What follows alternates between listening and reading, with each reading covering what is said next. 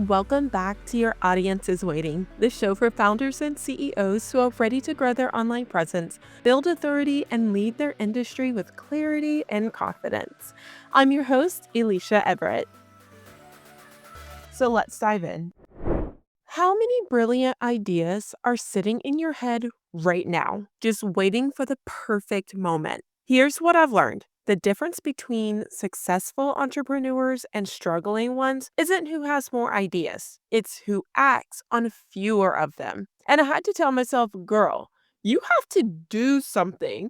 After I spent 2 months building a business in my head instead of in reality.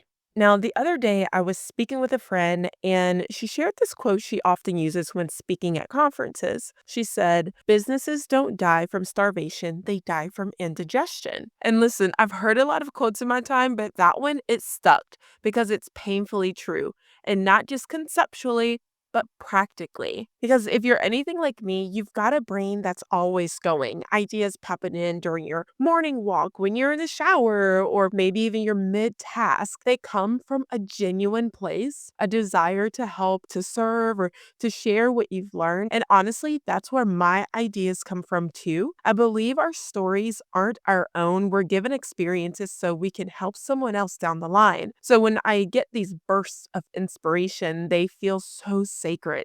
They feel urgent, like I have to act on them right now. Let's really break this down. Like, what is indigestion and what isn't it? Indigestion in business isn't about bad ideas. It's about too many good ideas all at once. It's the overwhelm that happens when you try to do everything instead of finishing something. It's jumping from task to task without completing any of them, having 5 open projects and no clear plan to finish one of them, over researching, over planning, and over perfecting. Like, that's not laziness and that's not a lack of ambition. In fact, it often shows up in visionary, high capacity leaders who deeply care. But starvation, on the other hand, it's the fear of not having enough ideas, enough content, enough momentum. But most of us, we're not starving. We're overflowing. And ironically, that overflow is what keeps us stuck. So, how do you know if this is you? You start strong, but rarely finish. You delay launching because you keep upgrading the idea. Or you feel busy but unproductive, or you rarely take the time to reflect or prioritize the things that are in front of you right now. Does that sound familiar? Here's a great example if you're like, this sounds like me, maybe. When I started planning my business and how I wanted to educate and deliver content, I had the clearest vision. I could see not only how to build my online presence, but how to support you along the way. The tools, the systems, the resources I wanted to share. I have this roadmap laid out in my head. So what did I do? I dove headfirst into planning and made outlines, diagrams. I researched everything. I wanted to be able to come back to you and say, this works, this doesn't work, avoid this, try this over here. But then 2 months went by and I hadn't started anything. That delay didn't just cost me time, it cost me my sanity. I kept trying to get it all perfectly mapped out, thinking that once it was ready, then I'd finally launch. But here's the truth. You're never fully ready. You can plan, and yes, you should. Okay, you should definitely plan, but stop waiting for the perfect moment because perfect never actually shows up, but progress does. And one day I had to literally tell myself, girl, you have to do something. You can't plan all day. Now, I won't say that time was wasted because I truly believe that nothing is wasted, but I definitely started later than I should have. And all of that energy, it came from a great place, but it also cost me time, energy, and honestly, momentum. Because just like priorities, when you say yes to one thing, you're saying no to something else. And every time I chose to explore a new idea instead of acting on what I said mattered most, I delayed the very thing I wanted to build. This is what idea indigestion looks like. And here's what the research says. Stanford found that multitasking multitasking is actually less productive than doing one thing at a time. And I know that's counterintuitive to what society tells us now, like, the hustle culture. You need to be doing all of these things. You need to be a boss. You need to be that leader, that boy, that girl. But at the end of the day, only 2.5% of people are actually capable of multitasking effectively over long periods. That means 97.5% of us, we're lying to ourselves. The Journal of Experimental Psychology found that people were 40% slower when they switched between tasks compared to those who stayed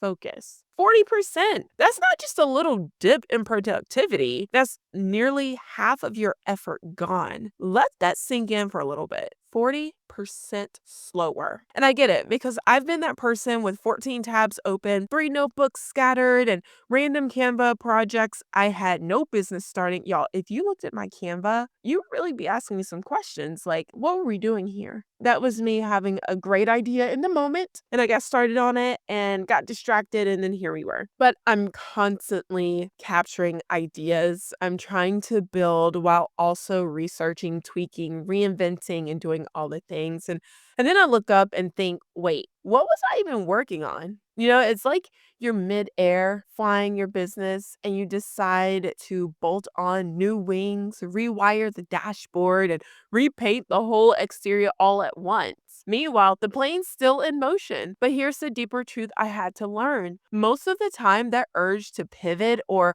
pile on new things, it's not inspiration, it's doubt. Like you're questioning everything. So we chase new ideas. But clarity doesn't come from constant reinvention, it comes from commitment. And it's not just emotional, it's neurological. Your brain pays a switching cost every time you switch tasks. Your comprehension drops, your performance dips, your energy drains. It's why at the end of the day, we feel like we worked hard all day, but it doesn't feel like we accomplished anything.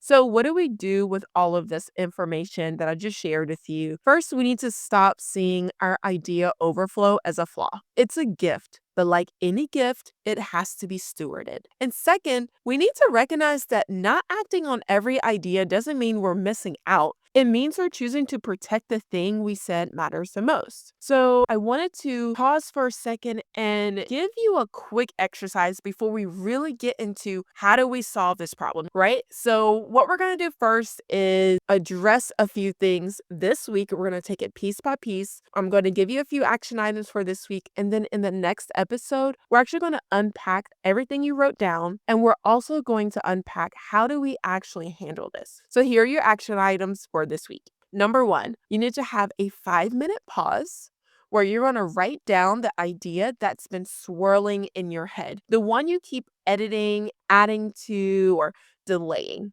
Number 2, list the unfinished things that you have going, right? So take stock of anything you started this month, but you did not finish. And also write out what got in the way. Number 3, circle 1. Choose one idea that keeps resurfacing and ask yourself, why haven't I moved on this? Is it fear? Is it perfectionism? Is it overwhelm?